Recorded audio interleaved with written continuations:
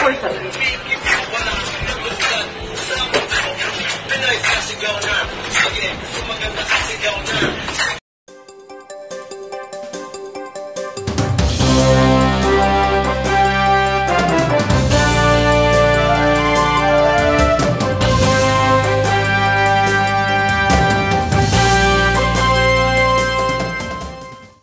Media অঙ্গনে সব viral খবর নিয়ে আমাদের আয়োজন ভাইরাল মিডিয়া।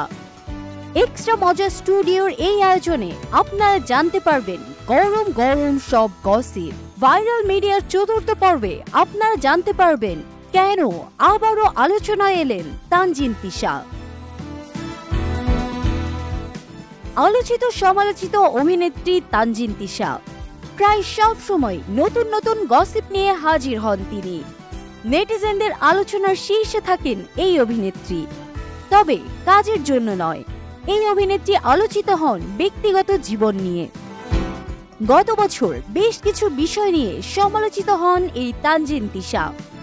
অভিনেত্রী শরীফুর রাজের সাথে বেশ কিছু ব্যক্তিগত ভিডিও ফাঁস হয়ে যায়।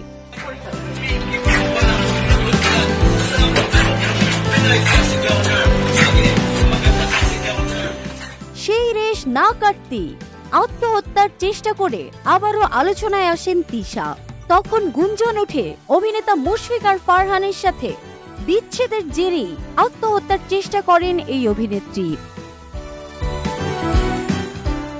সম্প্রতি আবারও আলোচনায় এসেছেন তানজিন তিশা। প্রেমিক নামের সেই অপরাধীকে ফেসবুকে হুমকি দেন তিশা। 30 এপ্রিল মধ্যরাতের পর হঠাৎই ইংরেজিতে একটি পোস্ট দেন তিশা।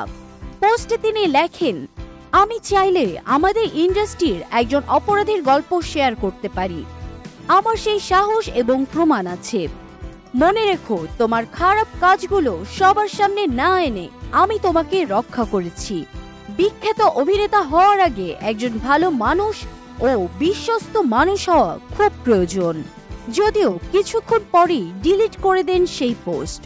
নেটিজেনদের মন্তব্য, সহ অভিনেতা ও প্রেমিক মুশফিক আর ফারহানকে উদ্দেশ্য করেই অভিনেত্রী এমন মন্তব্য করেছেন। এমন গরম গরম সব গসিপ পেতে এক্সট্রা মজা স্টুডিওর সাথেই থাকুন।